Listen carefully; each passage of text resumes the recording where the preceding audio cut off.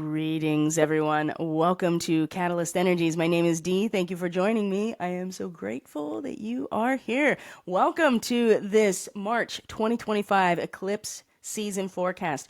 In this transmission, we're going to go over the main astrological themes for the upcoming eclipse season. We have a full moon lunar eclipse on the 14th of March. We have a partial solar eclipse on the 29th of March. They are bookending our upcoming equinox when the sun reaches 0 degrees Aries. So we have a number of cycles that are coalescing or coming into their own conjunction at this time. So we have a lot to talk about here. So before we get into any of it, right, I have a whole list of things we're going to go over. We're going to look at stellarium and look at the position of certainly the eclipsed sun and moon in relation to the actual sky. We're going to look at the mechanics of eclipses, as I usually do, to explain to people, especially if you're new to astrology, new to astronomy, you're not exactly sure, what is an eclipse and why is it important. Always go over that. And it never hurts to review anything, even if you are practiced at all of these things. But before we get into any of the information in this transmission, I really just would like to take a moment and invite all of you that are listening and watching, including myself, to just take a deep, cleansing, really grounding breath, because it has been a very intense time, especially since the Pisces new moon, and we are still in that lunar cycle as we come into the full moon lunar eclipse. And so we're going to take a deep breath in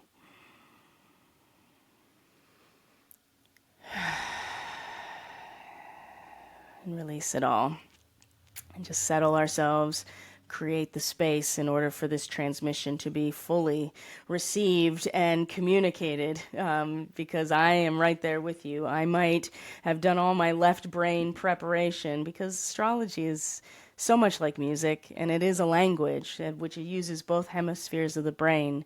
And as much as the left brain has the technical aspects, the linear aspects, right, all the preparation, the practicing, the geometry, all of that, it's all there to create or to provide the structure in order for the creative inspiration to come through, right? And that's the right brain energy, the holistic aspect, the ability to be the divine conduit. So, and it's very much like music, right? And I am a music school dropout, so this is something I actually know quite a bit about. You practice and you practice and you practice and you practice, right? You play those scales over and over. You'll play the same measure over and over into perfection. But in the moment when you are becoming that divine conduit for whatever your art is, right? It is all of that practice and all of that technique that then allows you to kind of let it go and let it be a rote repetition that then allows the divine to come through. So I'm also doing that. I've done all my preparation. I've done all my left brain preparation and all my notes, but it's in the process of doing this reading that the real transmission is able to come through. And I wanted to also ground myself and invite you into that process with me. So now that we are maybe a little bit more grounded and settled, let's start getting into the nature of this entire report here. So I am going to bring up some images. I'm going to put on my blue blocking PPE here, and we're gonna go full speed ahead here. So welcome back, everyone. Thank you for being here. Certainly, if you find yourself really enjoying this content, please consider subscribing, commenting, hitting the like button, especially you people like on Rumble and BitChute. I get a lot of traction on those particular platforms, but I don't get anybody interacting with the video to help the algorithm. So do me a favor, please. And if you like the video, it really takes no time to just hit the like button. So I do have up right now on the screen my promotional information for your own personal astrological forecast for the upcoming eclipse season. You take into account your natal chart, your progressions, if you have any starseed markings, and just give as much of a comprehensive but generalized look at what the next 6 months have to do with your particular journey. So eclipses are very much about the deep soul and soul journey, right? The trajectory of the soul in this incarnation in terms of our development and our evolution. So if you are interested in that, you can go to my website. It's linked in the description box below. It's going to be coming up right on the homepage of how to book this. And for those of you who are already subscribed, monthly membership, you have a special discount code related to whatever tier that you're subscribed for, and you will get that discount. And if you're not subscribed and you're interested in supporting this work on a monthly basis, right, $3, $5, or $9 subscription, it gives you a progressively increased discount on all of my services and offerings. That's one of the main membership benefits to supporting Catalyst Energies there. I am offering a free 30-day trial period on all tiers of membership. So again, that's in the description box below, linked to go to Subscribestar and sign up. You would put in your information, but the first 30 days are free, and then you get access to the discount code, and then you can use that for something like this, and then get your personalized eclipse season astrological forecast. So I just did one yesterday, and it was pretty powerful. And so I'm going to be offering this up until the end of the month, which will be the solar eclipse on the 29th. So I just wanted to put it up there. Of course, it's the same image of the thumbnail of this video. So just to kind of get us primed here, and just, of course, give you my spiel on what all my offerings are, and if you're interested in my services. Now, if you're not interested in monthly membership, I totally understand. If you want to make a one-time donation because you do value this work and you want to support what's going on here, because these channels are not monetized at all, and I do have a day job that is still in the healing arts, but is definitely not this. You can follow the PayPal and Venmo information also in the description box below, and the email for Catalyst Energies is also there if you want to reach out, if you have questions, anything like that. So, all right. Let's get into the meat of this here. So I always go over the explanations of how we get to eclipses. What is an eclipse? What determines an eclipse in terms of the actual mechanics here. And I'm just going to share some images that, let's see here. Stop sharing, and then we'll share something else. We're going to share some images here just to give you a sense of what we're looking at here. So where did it go? There we are. So this is a really simple image of what the moon's nodes are, and in relation to the ecliptic plane or the solar orbit. So what is an eclipse? So the eclipses, the full moon and the new moon, are when we have eclipses, right? They're either full eclipses where the shadow of, in the case of a lunar eclipse, the shadow of the Earth fully eclipses the light that normally would be illuminating the full moon. And then, of course, the solar eclipse is when the moon passes in front of the sun from our perspective, and it blocks it out either partially or totally, or you have an annular solar eclipse, which is when you get that ring of fire. So on the 14th, we're going to have a total full moon lunar eclipse, and we're going to go into looking at the eclipse map after this, but this is just to give you an idea of like what is actually happening. So as you can see with this cute little image here, that the moon's orbit around us, and it doesn't matter, we're not here to debate like the mechanics of where these things are actually happening in the heavens. That's not what we're talking about here. And I'm open to that debate. It's just not relevant to what we're talking about right now. So for the sake of explaining these eclipses, you have a lunar orbit, right? And you have a solar orbit, or the ecliptic plane, right? And so those two orbits are in different planes, as you can see here. So there is a lunar orbit that is more at an angle, and then the ecliptic plane, or the solar orbit, is kind of the celestial equator, right? It is at the center point, at least according to this image. So the nodes of the moon are not an object, they're a position. And the nodes of the moon are where the lunar orbit crosses the ecliptic plane. So that has those nodes are diametrically opposed, as you can see, right? They're always diametrically opposed in the astrology chart.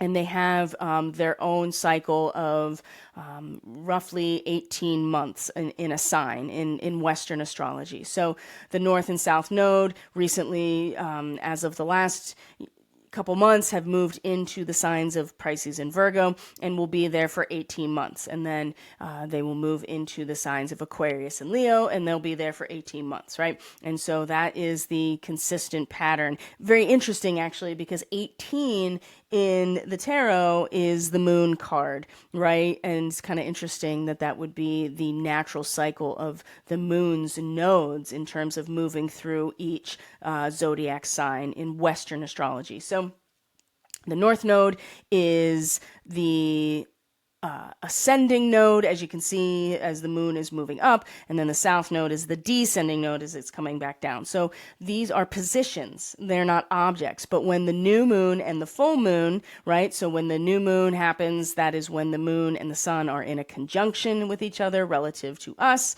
right? And the full moon is when they're in opposition, or we're in between the sun and the moon. When this happens at these nodes, then we have the vantage point of them blocking each other depending on what's going on. So like I said, full moon, the shadow of the earth is being cast upon the full moon. And so it either blocks it. In this case, it'll be a blood moon, so it'll turn completely red. And then it'll be completely blocked because it'll be a full moon total lunar eclipse. And the same thing with the solar eclipse, where the moon will pass in front of us, between us and the sun, in alignment with the nodes itself. So that's how these eclipses work. Now, when you're talking about what it means astrologically, so Ketu and Rahu, Rahu and Ketu, Katu. These are the names that are given to the nodes of the moon in Vedic astrology. And so if you happen to be looking at the screen and you see this cute little image that I found that I really like, you can certainly go find these things on your own, but it's in reference to a dragon. So the head of the dragon is the north node, the ascending node, the Rahu, right? And the tail of the dragon is the descending node, the south node, and it is it's Ketu, right? And so in Vedic astrology, it was likened to the undulating pattern of the dragon in astrology and the constellation as well. So that is the reference point for how we get the names of Rahu. And when you think about how the nodes of the moon represent the soul's journey, the trajectory. So in the natal chart, the nodes of the moon at the time that you're born represent, the direction that your soul is pulling you in order to learn and grow and evolve in this lifetime. And so the north node is where we're headed, the head of the dragon. It is where we're going. It is what we're moving towards. And the tail of the dragon, the descending node, or Ketu, is where we've been. And oftentimes there's a connection in evolutionary astrology. There's a connection to past life energy, especially energy that has already been mastered, that has already been something that we've already become adept at, and something that is what is time to leave behind because it's something that we've already fulfilled. And much like the tail of a dragon, not only are you releasing your waste out of the back end of whatever you're doing, but the tail of the dragon is providing the momentum, right? It's kind of swaying back and forth, is providing the momentum, but is moving forward, but it's coming out of something, out of the past. And so a lot of times we will end up defaulting back into what we're comfortable with and what we know at a soul level. These are not conscious. This is something really important to wrap your head around here, because these are not conscious. These are not about our personality. This is about the soul. This is about something much deeper and more karmic. And these 6-month cycles of eclipses have the same thing going on. They are deeper. They're much more karmic. They have to do with the soul's journey. And these cycles last for 6 months. And so they kind of function as like this time capsule. And we're going to go back and look at the last eclipse cycle and make connections to where we've been and where we are, because that cycle is now finishing itself out. and now we're moving into a new one. So this is the mechanics of, the Cliff Notes version of the mechanics of an eclipse, is when the new and full moons happen at the moon's nodes, that intersection between the lunar orbit and the ecliptic plane or the solar orbit. And it represents the trajectory of the soul's journey. So remember, these are aspects that are not about the conscious personality. They are much deeper and more karmic, and unconscious and subconscious, right? Especially because we're talking about the moon, which is, our living soul, and often represents those subconscious drives and feelings that we have, that are oftentimes fully illuminated at these full moons. Now, this is important also to consider for those of you who are new to eclipses, that when we have our full moon lunar eclipse, it will feel as intense as any other full moon, but it won't be illuminated. It will be distorted. And that's important to realize, because we don't have full awareness and illumination of those emotional aspects that come forward to be revealed to us, right? These culmination points at full moon. So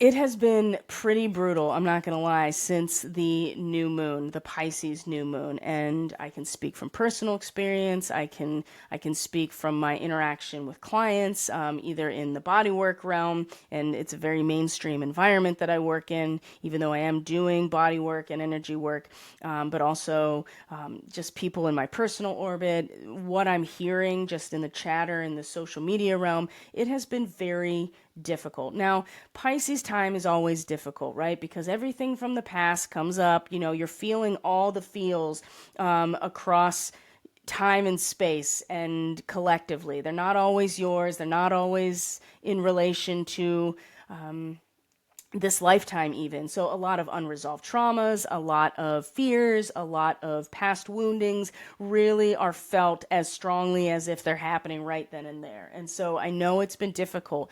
And the thing is that the new moon, as I talked about in the last report that I did for the new moon, if you haven't seen it, if you're new to this channel, you can just go back. It's going to be there, the new moon in Pisces.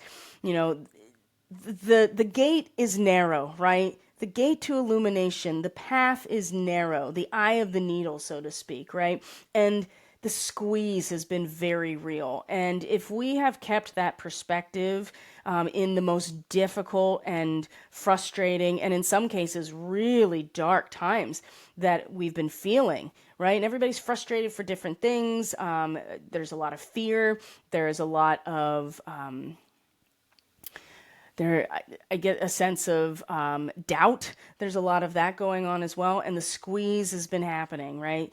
And it's only with these types of challenges that we can get the chance to really transcend those experiences, transcend those, old patterns, right? And that was the intention that, presumably we were setting for this new moon. So we know now that the full moon will be very powerful.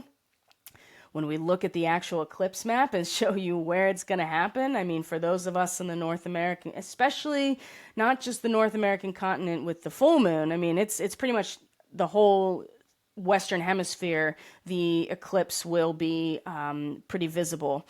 But also, too, the solar eclipse, when we see on the map where it's situated, it's going to be, just keep in mind that it's going to be very strongly felt, but the impact of it won't really reveal itself until much later. And because it's going to be a Virgo full moon, I would say that it's going to be late August into early September when the sun reaches that same degrees of Virgo, that we're going to finally have some illumination of what it is that we deeply are feeling, the stirring within our soul that we know is there. Maybe comes out in dream time, maybe comes out in whatever type of, practice that we have that accesses our intuition and those deeper places, like shamanic work, for instance, or just in prayer. We feel the stirring, but it won't be necessarily illuminated. There's that distortion. It's coming though. We just have to be patient. And that's the thing about the year of the snake. Now, when we did that transmission, Kiana and I did that transmission. That was the main theme over and over for the year of the snake. It's like long-term strategic planning. And this particular lunar cycle right now with the new moon in Pisces that had us, basically being the aviator that, pursues our journey above the clouds. We have to be able to hold that 40,000 foot view, that 40,000 mile view, right? In order to see the big picture. And in fact, I was going to wait till the end, but I'm going to share this now. Sorry about that. Hold on. So I pulled some cards for myself this morning, but they seem to be incredibly relevant to this energy collectively right now. So this came from the Raven's Eye Oracle deck that I have, and it's called. It says to see end from beginning, right? And it says the full story, the bigger picture, and eye opening. Okay, now we're going to have a revision of attitude over the next 6 months, whether we like it or not. There will be a change in our attitude. We are at the cusp of a new cycle of experience. And this is actually the degree of the solar eclipse.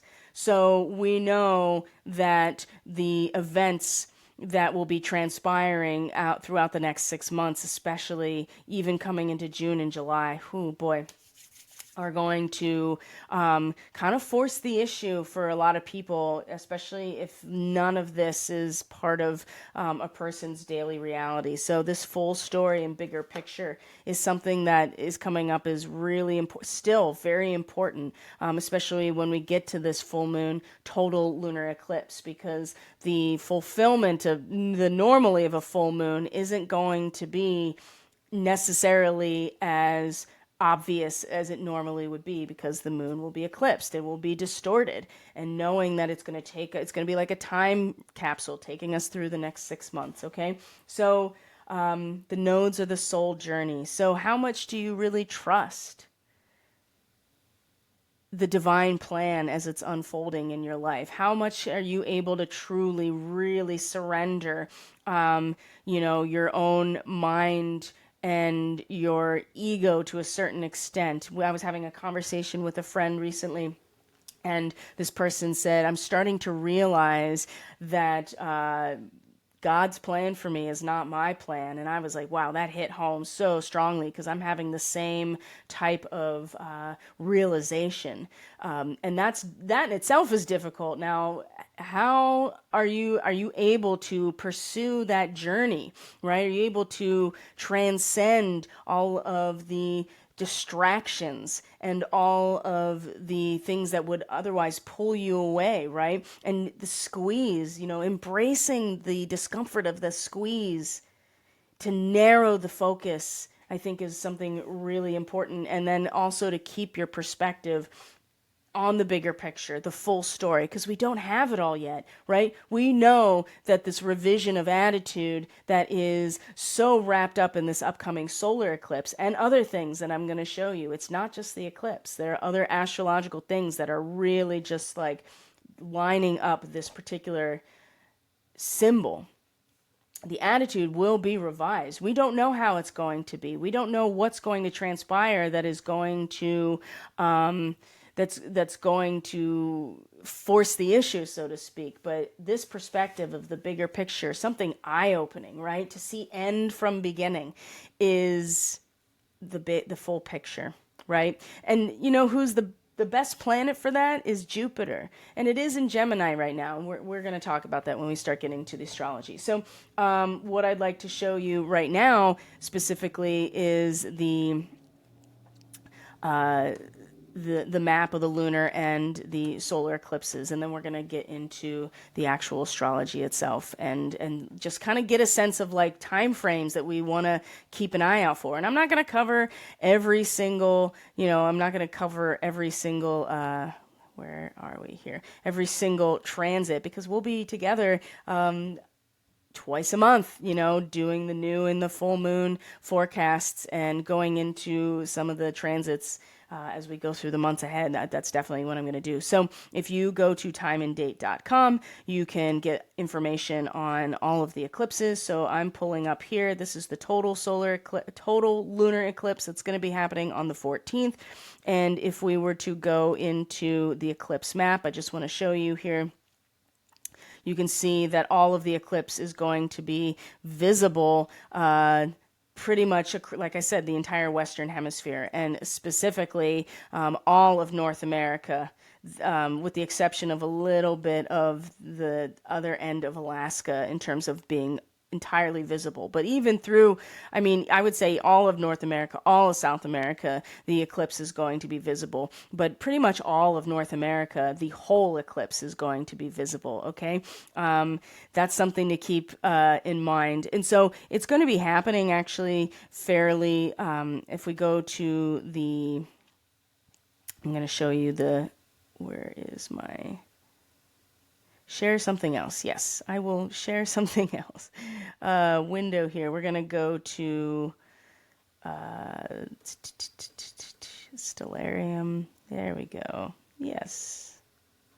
Ta-da. What we're going to do is go to the Stellarium software. Now, this is a free software. You can download it onto your phone. You can download it onto your computer. It's a planetarium type of software. You can look at any star, any planet. You can move ahead or backwards in time to look at how things are moving through the sky. And I want to show you here, this is, in fact, the moon at the time of the eclipse. So you can kind of see that it's partially eclipsed. I'm going to go backwards. Now, this is Eastern Standard Time, so you can see that it's going to be fully eclipsed as I'm going backwards, around 3:30 a.m. Eastern Standard Time. Before that, it will be the penumbra of the Earth will turn it into a blood moon before that. So as you can see here, if you're able to see, as I go backwards in time, the transition of the moon itself. And so, and then it really doesn't start eclipsing until about 2:30 a.m. Eastern Standard Time. So it will be very visible at night. So if you're a person who is a telescope or just a astronomy enthusiast at all, this is going to be a great opportunity to capture the entire eclipse from beginning to end here it was definitely on the East Coast, but I would say even just throughout the North and South America that it will be dark enough that we'll be able to catch the entire eclipse in its full glory. And like I said, it'll first turn blood red as the penumbra or the outer shadow of the Earth passes over, and then it'll be fully eclipsed after that in the full shadow or the umbra, and then it will come out of its eclipse early morning as the sun is coming up. So that's what I wanted to share with this, just to give you a visual of what we're looking at. And if we were to, look at the constellation that it is part of at this time, we'll pull back. You can see that it is very close to Virgo and Leo. It's not in conjunction with any of the specific stars, but it's pretty much in Virgo. And it's also in Virgo in Western astrology as well, as we look at the actual... If we were to look at the actual chart, which is what I'm going to do right now. So we're going to share something else. I'm still getting used to this particular recording program. I'm going to exit out of some things here so that I don't confuse myself. So let's start looking at the chart here of this full moon so we can get ourselves oriented to what's happening on the 14th, because there's some interesting things that are going to be going on, of course. Here we go. All right, friends. So this is the chart, Western astrology. I have it set for East Coast Standard Time on the 14th, 3 a.m., as you can see here. Now, we're just going to do a quick 6 months to the last eclipse cycle, because like I said, that cycle is finishing itself out. So let's take a look here and look at what was happening around this time. So I think it was actually the 17th that was a partial lunar eclipse. And as you can see here, if you're paying attention, is that the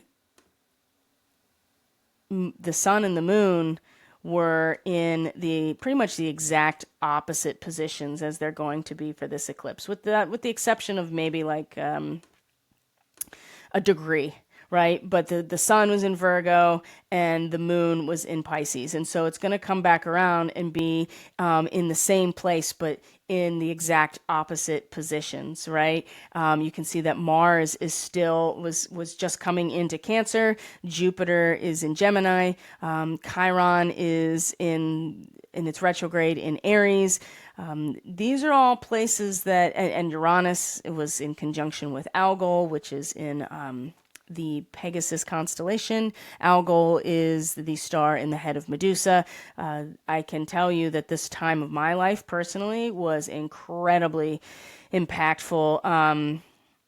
Especially because the sun was in conjunction to my north node, for instance, and my father had passed away like 10 days before this, so there was a lot going on for me personally at this time of this eclipse. But it's in the exact opposite positions as this next lunar eclipse, and so that I just want you to look. And if you're listening, it's okay, but part of this is, being able to look at this chart for ourselves and be able to extract what is meaningful for us. And so here's the eclipse, the solar eclipse that happened 2 weeks later. And again, I just want you to take a look at where everything is situated, because what we're going to find here is that our solar eclipse is going to be in the exact opposite position as the solar eclipse in October. So there's a lot of things that came, pretty much full circle in the last 6 months.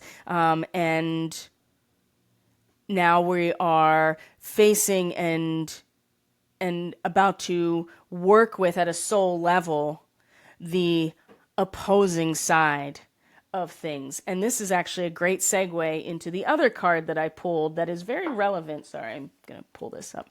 Really relevant to this idea of diametric opposition, the contrast, and being able to bring these two opposing forces together in order to transmute them into something brand new. So the other card that came up for me this morning, here, let me bring up the screen so you can see it fully, is the Lover's card. It's the Gemini card, right? It's the Gemini card in the tarot. So number 6. And, of course it's the lovers. And so that evokes this type of imagery of two people coming together. But it's really it's the Gemini card. It's a card about commitment. And there is a commitment to accept that opposing energy as part of the process of creation, whatever it is, right? And it's interesting that Jupiter, the ruler of Sagittarius, the ruler of temperance and wisdom and understanding, the bringing together of the two opposing forces in order to create something brand new, is in Gemini. It was in Gemini in the last eclipses as well, and went through its retrograde and is now direct and coming back through the same territory. So think about what was going on for you 6 months ago. What kind of cycles at a soul level are coming to a close that have prepared you for this next step in all of our soul journey moving forward? So let's see here. I'll show you the... I'm going to show you the map, the eclipse map here for the solar eclipse. And then we'll move into the astrology as a whole and start to get an idea of what to expect, over the next 6 months. So let's see here. We're going to look at, there we go.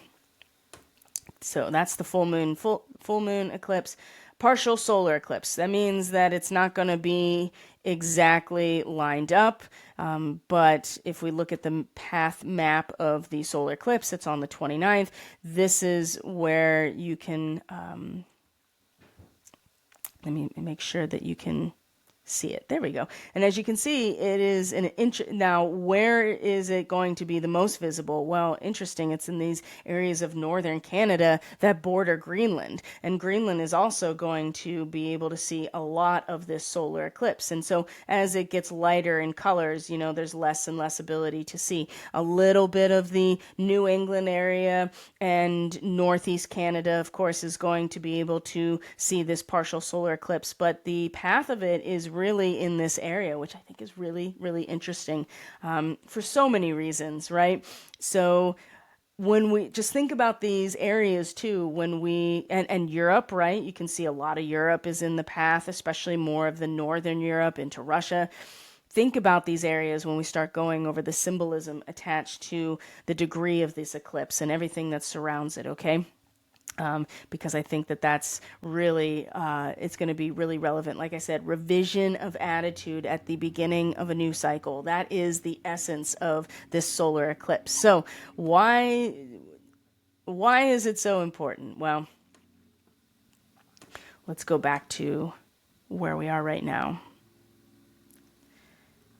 Go back a couple days so that we are exactly where we need to be. So part of this forecast too is to go over just the last half of the lunar cycle. So I will spend some time going over the next 2 weeks in particular, because the time period between these eclipses, the full moon total lunar eclipse and then the new moon partial solar eclipse, this window of time is where we really decide what we're going to put into that time capsule, if that makes sense, right? This is the time period where we really give ourselves the chance to go very deeply into those soul stirrings, to take the time to get really still, to get really silent, to just ground ourselves enough to be able to feel those subtle stirrings at a soul level, and maybe put aside more of the personalized energies that have to do with our mind, and even a sense of like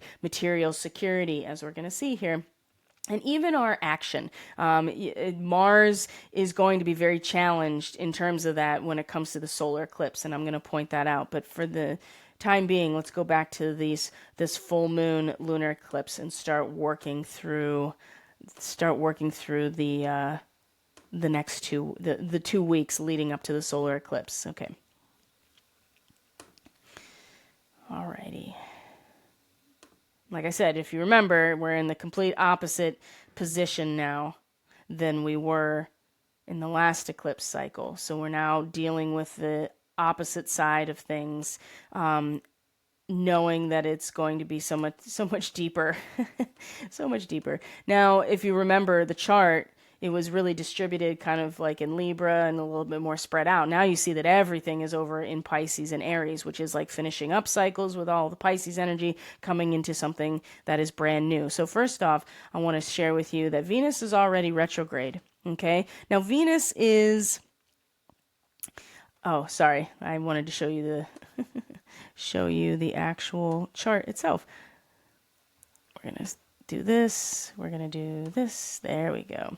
Now, Venus is at her detriment in Aries. What does that mean? Well, she is the ruling planet of the sign of Libra. So when she is in the opposite sign of Aries, for instance, she is what we call in astrology at her detriment. She is at her weakest. So she does not really start feeling strength again, symbolically and archetypally and energetically, until the last 10 degrees or the last decan of Aries. And in relation to the tarot, for instance, that is the Four of Wands, which is completion. So we have some time before Venus really starts to gain any power and a sense of harmony and beauty and security. So she's not exactly at her best right now in Aries, and she's retrograde. The thing that's really important, I think, that really sticks out to me is the fact that she's stationed retrograde at the same degree that the solar eclipse is going to happen, okay?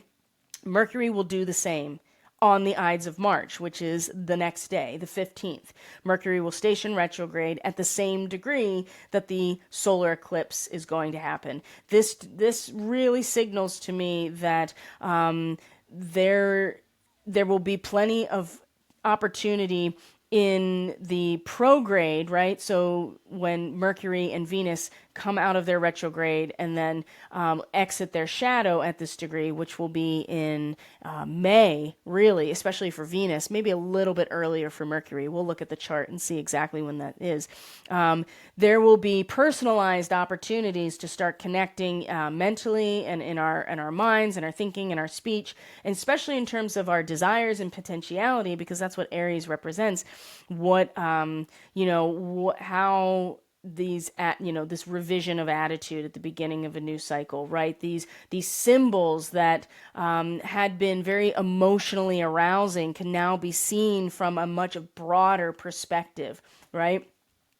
We can start working with those energies even when these Mercury and Venus come out of their retrograde shadow, which is going to be in a couple of months from now. So we want to pay attention to when that happens. But that was something that really struck me, is that Mercury and Venus retrograde at the same degree as the solar eclipse on the 29th. Okay, so what else is happening? Let's go into what the degrees of in Western astrology, in Sabian symbol language. Let's look at what the degrees are of the actual full moon itself. So the sun and the moon in its opposition. So we're talking about self-adequacy on the subjective and objective side of reality. Now, the sun is in Pisces, so this is where we are feeling, we're really identified with this sense of brotherhood or humanity as a whole, right? Compassion and forgiveness. We also kind of find ourselves lost in the flow of it all. And this is where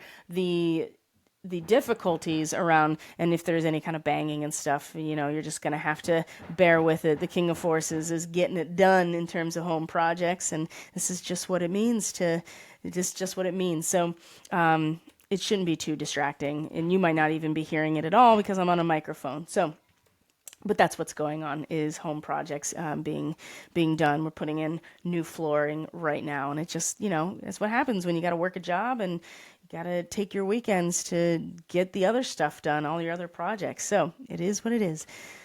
So we get lost with the sun in Pisces as well, because it's you find yourself, like I said earlier, you kind of get caught up in, these past wounds and these unresolved traumas and these karmic loose ends. And, you're really you don't feel necessarily this sense of individualized passion and creative expression that the sun represents, especially as it gets into Aries, where it will be exalted.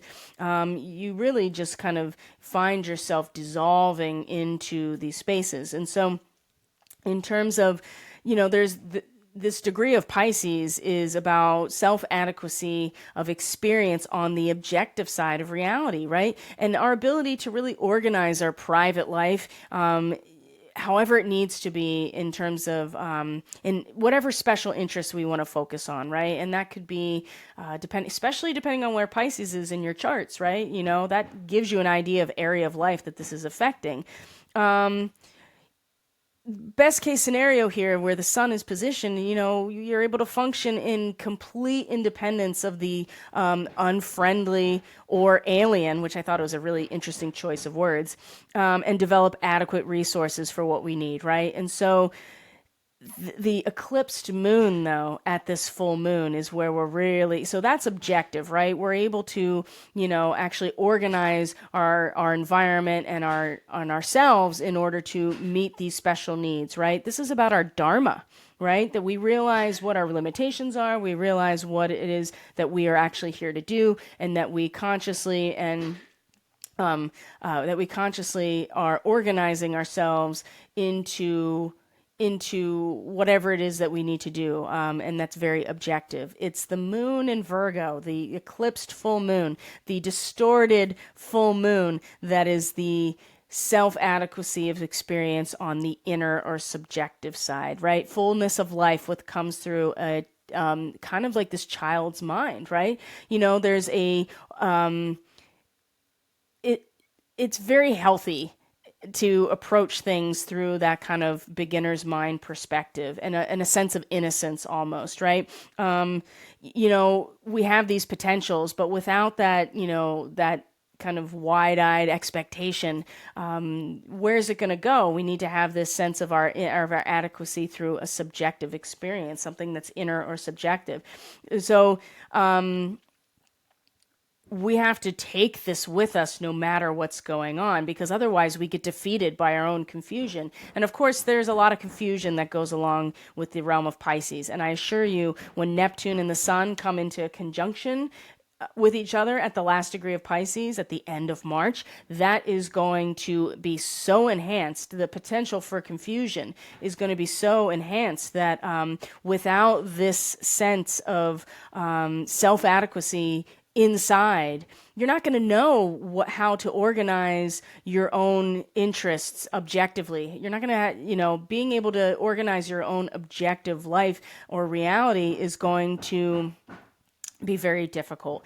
Now, along with this full moon, we're going to find here that it's in a relationship to Uranus, right? A trine and a sextile. And of course, that trine is building up and will be exact before the Sun and Uranus will be in a trine before we get to this full moon lunar eclipse. But I'm sorry, the Sun will be in a sextile. That's what I meant to say. The Sun and Uranus will be in a sextile. This is a very harmonious type of connection. It's something that you have to participate in. It does bring pleasant surprises and stimulating encounters, and it's a good time to try something new and exciting. So there's this sense here that we kind of get inspired with this full moon, and inspired to really focus on our dharma and function in complete independence of those influences that are squeezing us right now, right? Because there's so many of them.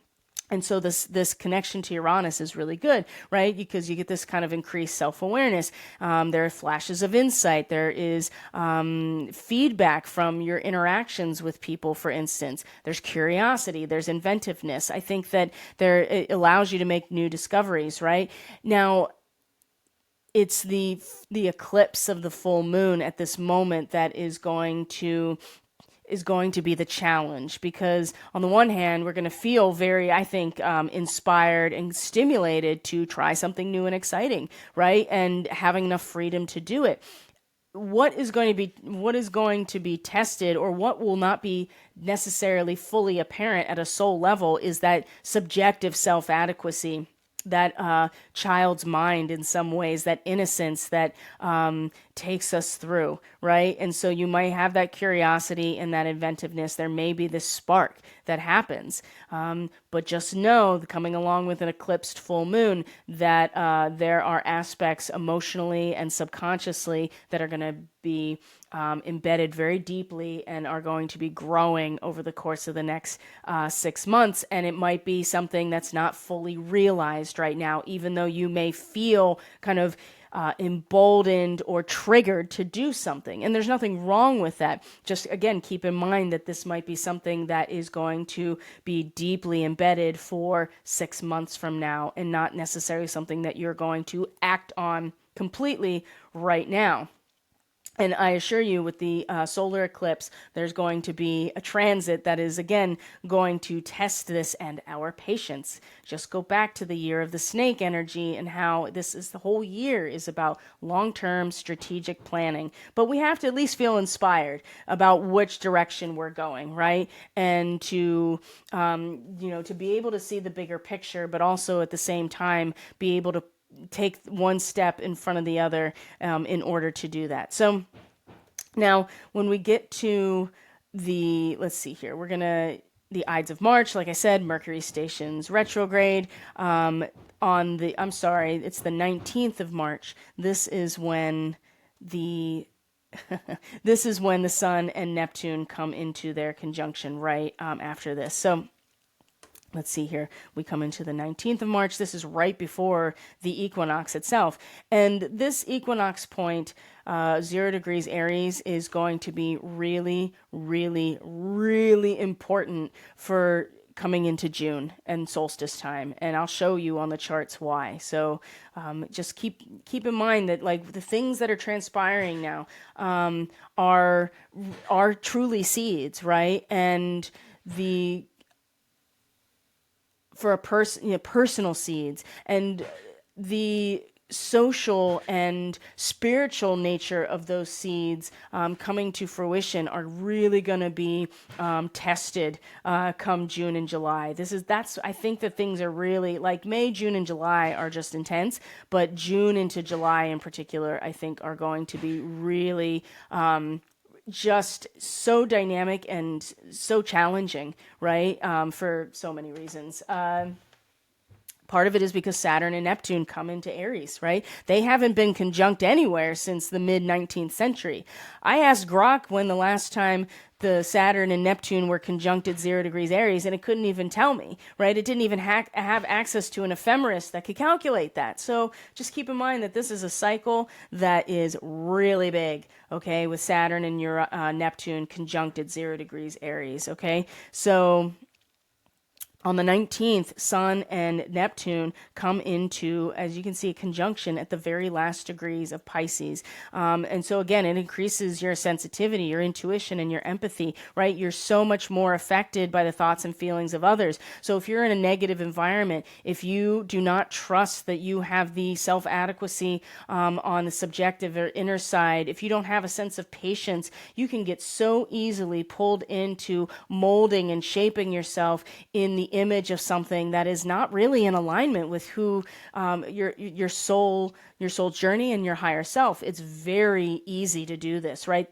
It would be better to be alone than in the company of negative people, because the potential for being just drained of your energy and leaving you feeling depressed or scared or ill is really strong with the Sun conjunct Neptune, especially in the last degree of Pisces, because Neptune is so powerful here. So if you are a caring, compassionate, and kind person, that will often be seen as a weakness in the eyes of people that want to take advantage of you. Drug dealers, psychic vampires, loan sharks, that kind of stuff.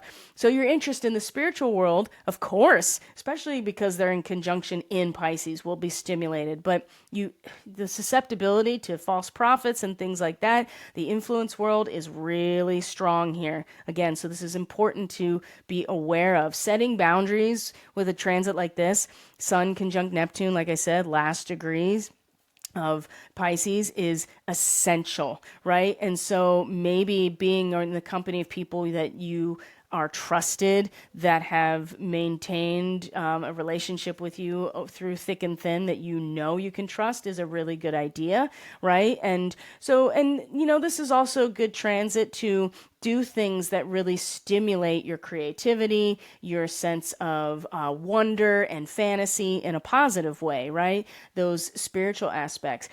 This is a transit that's, boy, sublimates your ego to the point where you can easily surrender to the flow of what is, but you have to be very clear about what it is that you want to surrender to, and know the difference between what is a false light and a false prophet, for instance, and what is truly of God, right? So incredible opportunity here. But also a huge pitfall with this Sun conjunct Neptune. Now, this is the 19th, and then the 20th is the equinox when the Sun comes into 0 degrees Aries.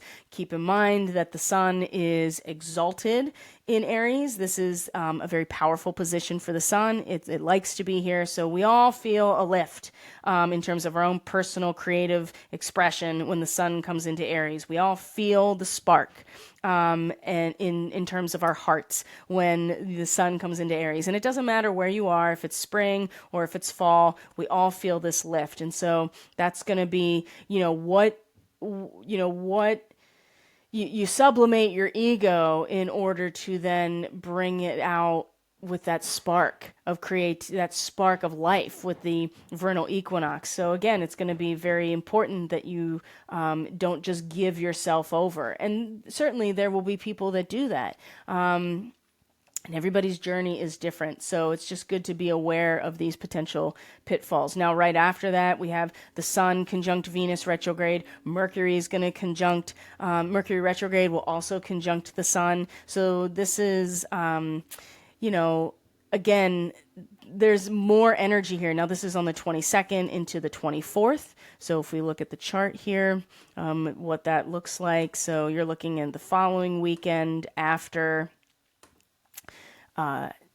after the equinox where this is happening, the Sun and Venus come into a conjunction, and then the Sun and Mercury come into a conjunction, very early degrees of Aries. Again, these are important to pay attention to because this energy that is being influenced by personalized energies, Mercury and Venus are personal planets. The Sun as a luminary is very personal to the individual. These energies are going to be they're going to be influenced by much larger transpersonal energies of Saturn and Neptune come the summer. And that's going to be something that we don't personally interact with at that point. Those are going to be structures and, spiritual energies of Neptune that are going to be outside of our personal control. And so at this point of the equinox and certainly of within the eclipse window here, we have this opportunity to really engage with this new energy of desire and potentiality of Aries, to put into this time capsule, so to speak, because it's going to matter come June and July, and then certainly by the time we get to September and we come into the next eclipse window. So when the sun is, now remember what I said, Venus in Aries is not at her best, and so at least she's retrograde. So I think there's a little bit of kind of pulling in at this point, rather than trying to overcompensate for our desires and potentiality with Venus in Aries. So when the Sun and Venus come into a conjunction, just in general, you focus your attention on companionship and creativity and pleasure and finances. You place more value on harmony and ease. So one of the pitfalls here is especially these early degrees of Aries where we really want to see ourselves, our subjective personality in alignment with the world around us, right? We want to see our profile and the outline of that which we are part of. Your desire for peace and harmony means you have good diplomatic skills, certainly. But there's a risk here, especially if you tend to be more sympathetic and compassionate.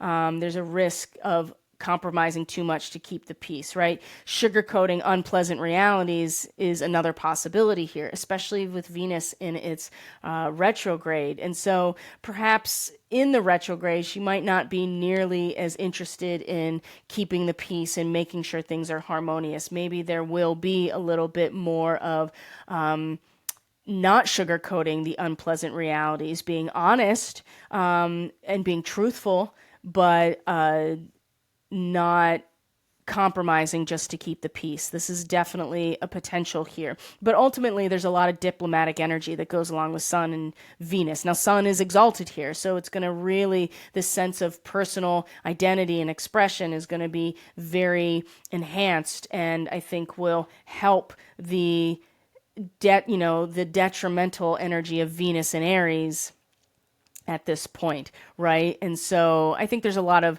like I said, there's some hope and there's some companionship and there's harmony and there's ease. It just might not be as easy. There's not necessarily sugarcoating, but maybe it's some hard truths that are getting communicated with some compassion and some harmony around it. And then, of course, Mercury retrograde and the Sun also in a conjunction. There's just a lot of conversation. There is a lot of envisioning of new creative endeavors, which I really like at this point.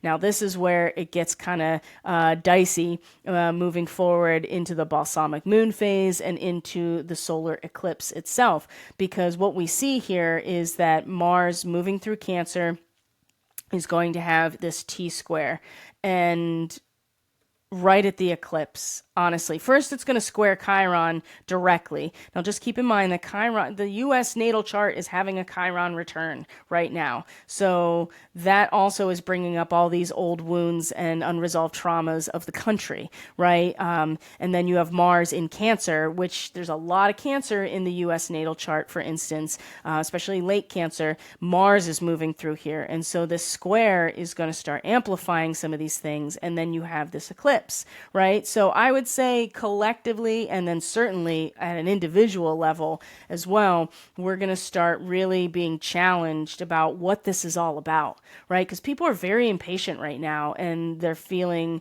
like things aren't moving fast enough. They're not getting the results that they think that they want moving forward. I'm seeing a lot of that chatter.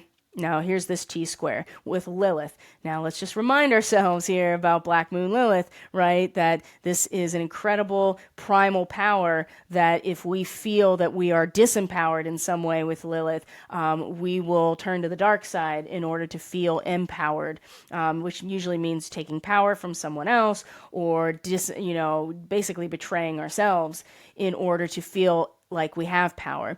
And so the best course of action with Lilith is to realize that that space within us that we feel cut off or frustrated or empty is meant to be filled by the Holy Spirit, by the divine flame, however you look at that. And so this T-square, right? You can see it right here, this T-square with Mars, with Lilith, that really wants to kind of salute the new dawn here. Like, I know that we want all these things to happen in March. And I'm not saying that there aren't amazing things happening in March, because there obviously has been, but this is all really set up for June and July, truly. And I will go over what those big things that are going to be happening.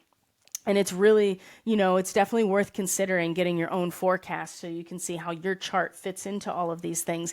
But when you have a T-square like this, and what is a T-square? You have 2 points that are in opposition to each other that both are squaring one singular point, which is down here, Mars in Cancer, right? Now, Mars has been retrograde in Cancer and is not coming out of its shadow until May. Venus will come out of her retrograde shadow in May. So you can bet that things are going to start like moving into new territory in terms of our initiatory action with Mars, and also our sense of security and pleasure and harmony and finances, and a sense of completion is on its way, with Venus then coming out of shadow as well in Aries. So once in May, things are going to really start moving, and it is really going to pop off at the solstice time. I really am feeling that based on what I'm seeing. And then July, Uranus is moving into Gemini for the first time in like 80, Uranus is an 84-year orbit, right? And so Uranus is going to move into Gemini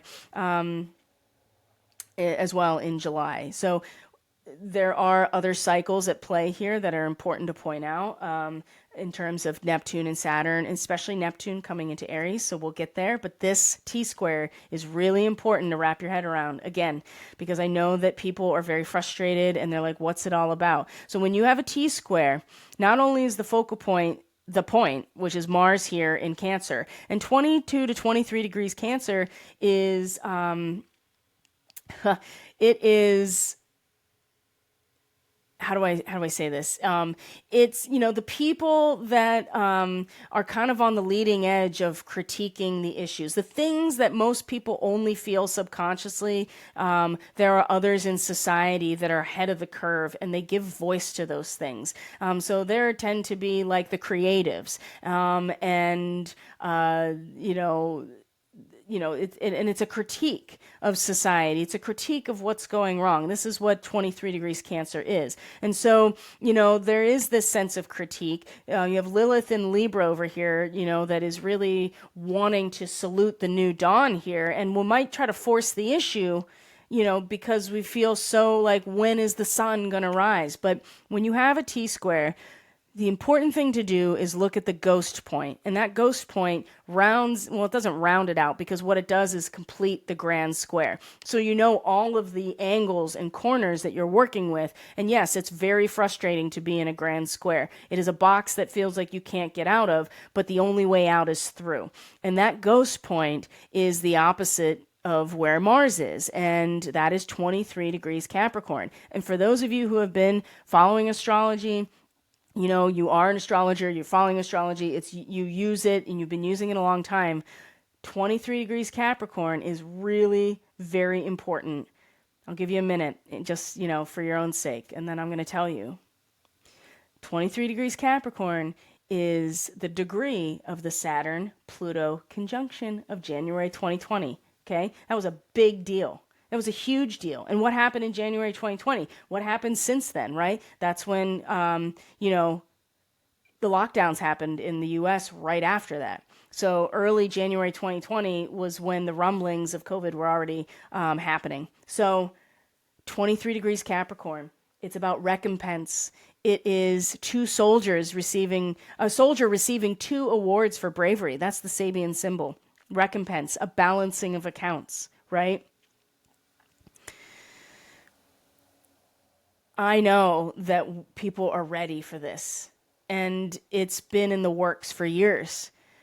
So, with this T square coming up to the solar eclipse, in the middle of this whole eclipse window, this T square is going to bring out so much irritation, so much frustration, and a lot of critique about what's going on.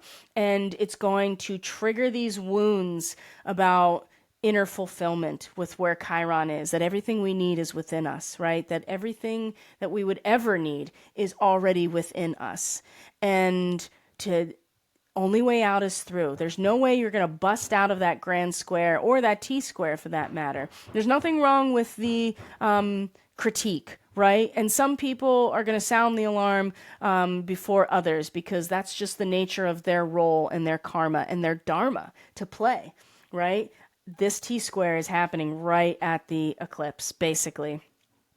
And at the same time, Venus and Neptune, as you're going to see, are in a conjunction as well, which again can go two ways, right? It can be such a beautiful, especially because Venus is exalted in Pisces, right? This is a powerful placement for her. She's retrograde, but she's still going back into a territory that she's like, beauty and art and inspiration and the muse, right? Venus in Pisces is like the muse, truly. And yeah, she's retrograde, so it might be more of an internalized experience for all of us. And when she meets Neptune, it's either just like total, the risk of disappointment for over idealizing a situation is really strong, but the opposite of that too, to be divinely inspired creatively and in relationships and in terms of like what's meaningful to you. That's the thing about Venus. She represents meaning. So that's going to be happening. This T square is going to be happening. And then the solar eclipse is going to be happening. And again, I just want to reiterate the degree, right? A revision of attitude at the beginning of a new cycle of experience. This is something that we're going to take with us throughout the next 6 months. It will not be something that happens through the course of a normal lunar cycle over 4 weeks. It's something that is soul driven, okay? And we're talking about the North Node, right? The North Node is in this area of the solar eclipse. And so it's all about the trajectory of where we are going. So I actually want to read it from Dane Rudger. One moment. Because and you can find this too, the Astrological Mandala by Dane Rudger, all the Sabian symbols, or you can just look up Sabian symbols. Mark Edmund Jones, he was the first astrologer to put them into form when he worked with Elsie Wheeler, who was a clairvoyant, and developed these Sabian symbols for each degree of the zodiac. It has its own symbol attached to it. So 10 degrees of Aries, which is so you round up, right? You round up for Sabian symbol language. So 10 degrees of Aries, let me find it here. A teacher gives new symbolic forms to traditional images, revision of attitude at the beginning of a new cycle of experience, right? So there's a lot of things that he states about this. The very concrete emotion arousing images of the past can now be reinterpreted as symbols with a wider scope of meaning. You remember this? This card, to see end from beginning. There are lots of things that we're not going to get the full picture on until 6 months from now. Maybe we'll start getting an inkling of it, come June into July, right? But it's going to be something that we have to have patience for. And this T square with Mars and Lilith and Chiron is going to really bring that to the surface, that irritation. And we have to just remind ourselves the only way out is through, and that things are happening, right? The change is inevitable. You can't stop it. And our attitudes will be revised regardless, whether we want them to be or not. It's just a matter of how we consciously go into this situation and what types of structures are we building for ourselves in the meantime that will allow a very, I don't want to say seamless, but a less torrential. The storm is coming. That's, we all know that, right? And I think it's important to just be realistic with ourselves about that. So again, let me just everything we need is within ourselves. And Chiron sitting at this degree of this T-square is definitely pulling up those doubts and wounds about that. A teacher gives new symbolic forms to traditional images. So just keep that in mind, that Venus and Venus in particular, and then Mercury are both going to come out of their retrograde shadows at that same degree, April and May. So, and let's start looking at that. That's what I want to do next. So I know I spent most of the time on the actual eclipse window because this is the period of time that's going to matter the most. So what are the big transits moving forward? Like I said, Saturn and Neptune ingress into Aries for the first time in who knows how long, right? Like I said, Grok couldn't even tell me the last time because it doesn't have access to an ephemeris that can tell it that. What I will say is that Saturn and Aries, Saturn and Neptune were conjunct at the 26 degrees Aquarius in the the mid 19th century. Something else to consider about Neptune coming into Aries, which will be right after this, by the way. It'll literally be on the 30th, right after this eclipse. And you can research this for yourself. This is just a little tidbit of information here.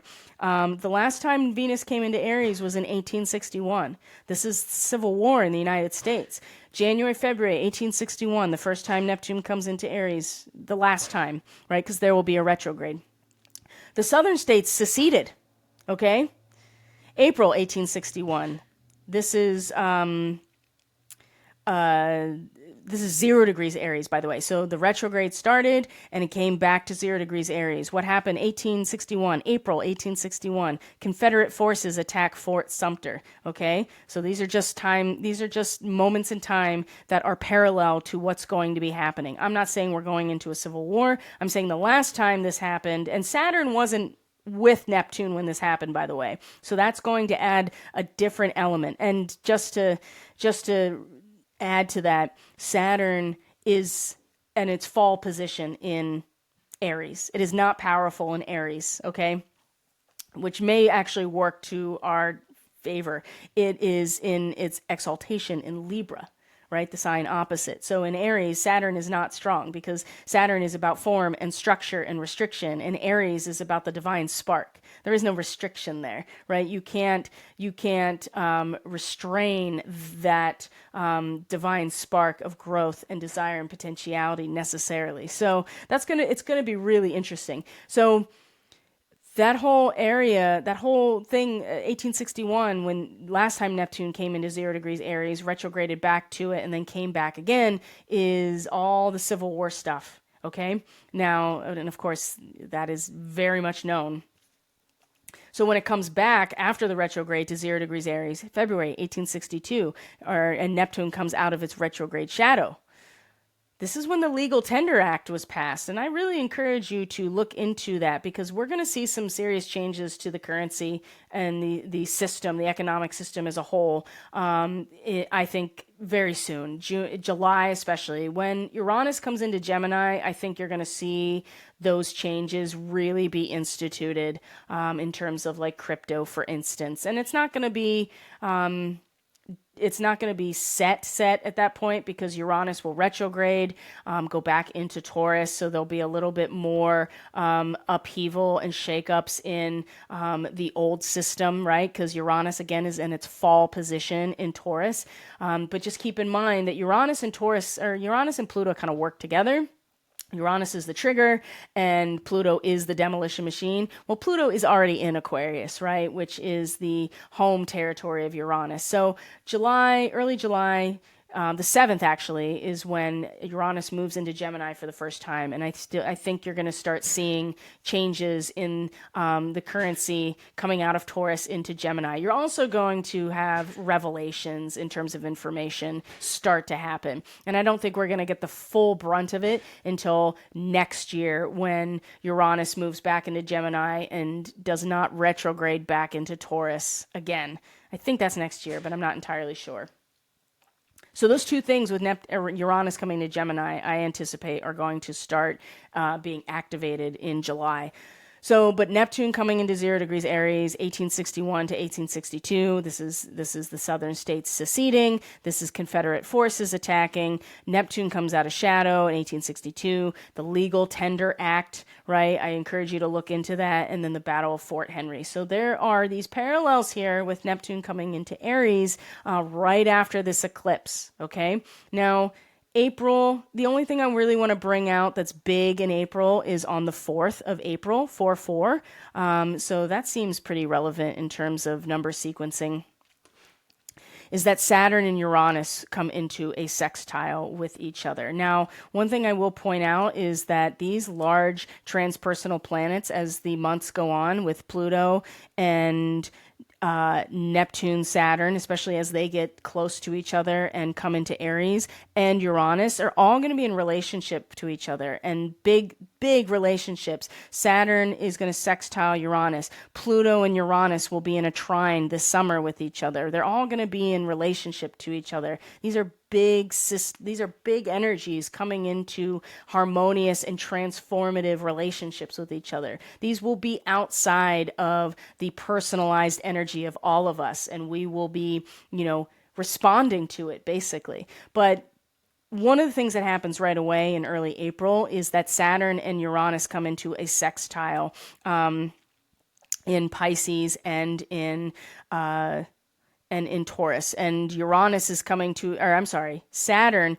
has reached the degree roughly where the full moon lunar eclipse is happening, where the sun was, okay? So there will be kind of like this harmonic of that eclipse with Saturn really coming in and putting its foot down in terms of a purge, right? 25 degrees Pisces is the purging of the priesthood. So it's very possible that we see it's possible. I'm not predicting it. I'm saying it's possible that this is when they announce the death of the Pope, possibly.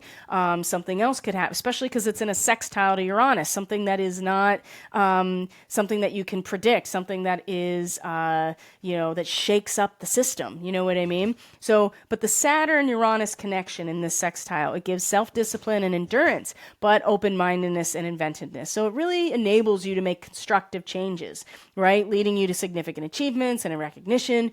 Common sense of Saturn is blended with creative flair, right? You can take calculated risks that increase the likelihood of success. And so this is truly bringing order out of chaos and making others feel safe and secure during times of upheaval. Okay, now just for the sake of like being relevant to what's going on politically, 25 degrees is the midheaven of President Trump. Okay, and by the way, he has a natal Uranus in his 10th house. Okay, so officially Uranus will be coming back into his 10th house and in a sextile to Saturn. Okay, in this degree of Pisces, which is incredibly poignant, in my opinion. So old systems or traditions that have caused restrictions can be updated and modified without disrespecting ancestors or causing rebellion. Whew, boy. It's like Saturn comes in and just and just puts the foot down on this purge and this purification in a way that just makes sense and is not, it's kind of tempering the aspect of Uranus that otherwise would just be so much upheaval and chaos, right? The Saturn element really brings that order and that safety and security, even though it might feel like upheaval, okay?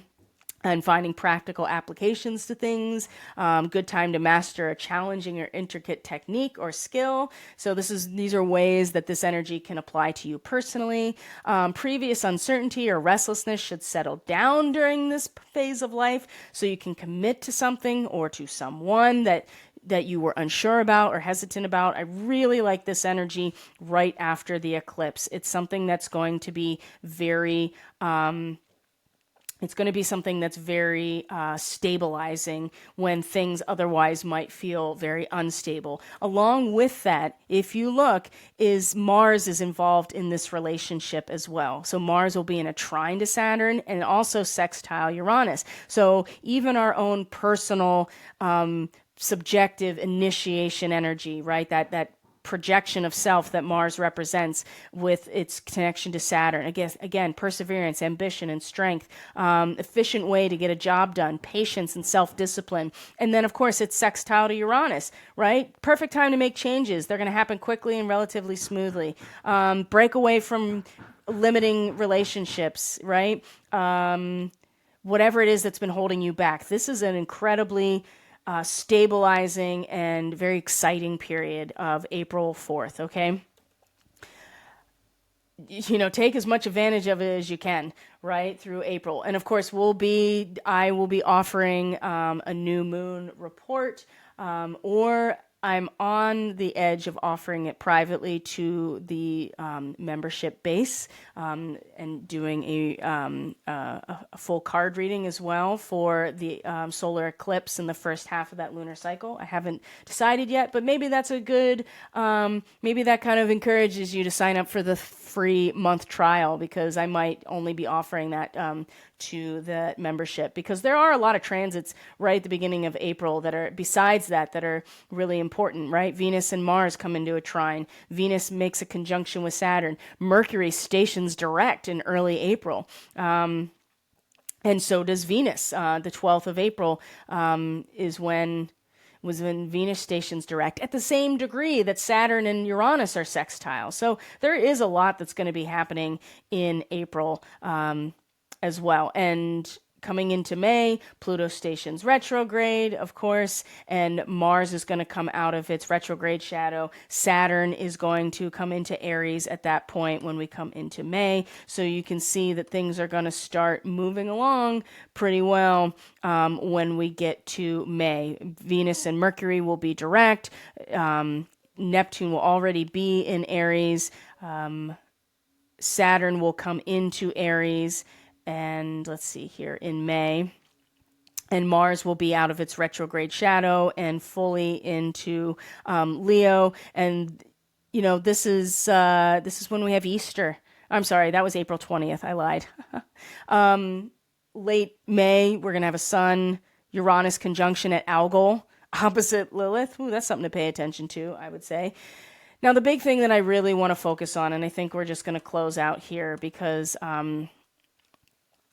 on the other side of June and early July is when things, I think, start to, I don't want to say that they settle, but it really reaches a crescendo coming into July, June into July. And of course, May is very dynamic, as you can see here. There's certainly no shortage of things happening, as you can see, but I really want to point out the fact that when we get into solstice, what am I doing here? Okay. When we get into solstice season, when things start coming into Cancer, and Jupiter is going to be one of those things, everything's going to square Neptune and Saturn. And so all of that energy that started now with the equinox, in terms of the personal planets, the fact that Mercury and Venus are going to retrograde over that same position and come back, so there's plenty of opportunity to really tap into our own desires and potentiality of 0 degrees Aries. When things start coming into Cancer, and especially Jupiter, which is exalted in Cancer, it's going to square all this Neptune and Saturn energy. Starting in June, we have Mercury and then Jupiter, and then of course the solstice is when the sun is going to be coming into a square, and this is going to be I think it's going to be very challenging. Jupiter is going to square Saturn and Neptune, and these are big cycles, right? And there's a lot of tension as there's a lot of criticism, limiting circumstances when Jupiter squares Saturn, right? All of this energy now is going to be challenged by these squares, right? And our root system, our core stability, having to do with Cancer. There could be easily hardship, and our ability to not only keep a sense of humor, but the ability to hover and to see the full picture again is going to come back up around June. So a test of faith with Jupiter in a square to Neptune, and then the solstice, and then the sun squaring Saturn and Neptune. So June is going to be pretty intense. Now, by the end of June, the sun and Jupiter will come into a conjunction, and they'll be like, oh, finally, there's like something to, there's some sort of optimism that comes about at the end of June into July, certainly. Now, this could be when I think, like I said, when like 4th of July is going to be pretty awesome, I think. And then we have, as we can see right here, and then what we're going to, because that's when the sun comes into conjunction with Sirius, we're going to see that Uranus is coming into Gemini around this time, the 7th actually of July. So oh yeah, Venus and Uranus will be in a conjunction on the 4th of July, which is a change and excitement, I think, and Neptune stations retrograde at that point, and so Neptune retrogrades always, to me at least, really clear the fog, and we can see things clearly for what they are. Like, we'll see the coastline, so to speak. We'll see the outline, so to speak, when Neptune starts, moving in its retrograde. So, and Saturn will retrograde mid-July as well. Mercury will go into another retrograde in mid-July as well. And we'll go from there into August, right? Retrograde season in general will be happening around this time. But I'd say June is going to be a huge challenge. July is going to be very exciting. Even into August, it's going to be very exciting. There's going to be a lot of optimism and harmony and hope and happiness, especially with Jupiter in Cancer. It is exalted in Cancer. It has been very difficult with Jupiter in Gemini and it's retrograde because it's just been an overload of information. And it's going to be the end of August when Uranus and Neptune come into a sextile. And this is a spiritual awakening moment, right? And then Uranus stations retrograde at the beginning of September, and then we go back into the next eclipse cycle. If we keep looking week by week here, just looking at the chart. Again, Jupiter. So just knowing that, that we take these emotion arousing concrete images and they are going to be turned into symbols with a wider scope of meaning is the name of the game here, moving through this next 6 months. So are you ready, right? Are you ready to have your attitude revised over the next 6 months based on what's coming down the pipeline? So I think I'm going to leave it there for now, my friends. I'm trying to see if there's anything else here that's important to look at. I would say that the Lionsgate, 8-8 Lionsgate is going to be pretty intense. Where, like I said, Pluto and Uranus will be in a trine as well. That's really going to, I think that particular transit, personally, is going to be, when we see some sort of initiation, even out of necessity for a shift in the currency. That might be, some sort of stabilizing force for an economic collapse, possibly, when Pluto and Uranus come into that trine. It's an air trine, 2 degrees Gemini and Aquarius, and Aquarius. So Pluto will be retrograde. That's something to keep in mind when that happens. Yeah, I think I'm going to leave it there. I think at this point, I'll probably just be repeating the same thing. So just keep in mind, again, that we have lots of time to get into the minutia between now and September in terms of bi-weekly forecasts, of the lunar cycle, going over some of the transits that will be embedded in those cycles. And of course, if you're interested in your own forecast, you can go to my website, linked in the description box below, and be led to booking. If you are a member through Subscribestar and you're contributing monthly, you have your own discount code in order to get that particular, or any service really. There's a discount code for each tier that you can get that is pinned, it's a pinned comment based on what tier you're subscribed to, and that gives you your discount code, and you apply that to anything in my store except the packages because they're already discounted. So, and I am still I'm offering 30-day free trial on all monthly memberships. So all of that's in the description box. And of course, if you want to donate, you're more than welcome to do so. That information is also in the description box below. So thank you, friends, for being here. I truly appreciate all of you so very much. Thank you for listening. Thank you for watching. Thank you for supporting Catalyst Energies. And most of all, really, thank you.